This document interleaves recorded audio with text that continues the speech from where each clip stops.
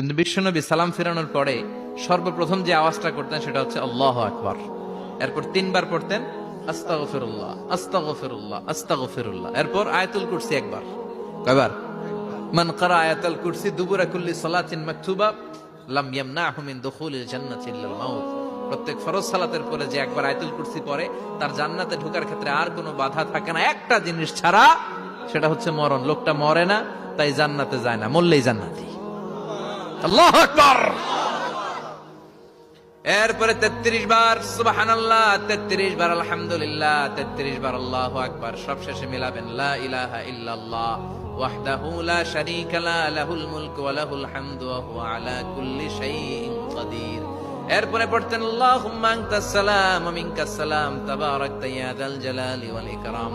এরপরে পড়তেন আল্লাহুম্মা লা মানিআ লিমা আ'তাইতা ওয়া লা মু'তিয়া লিমা মানা'তা ওয়া লা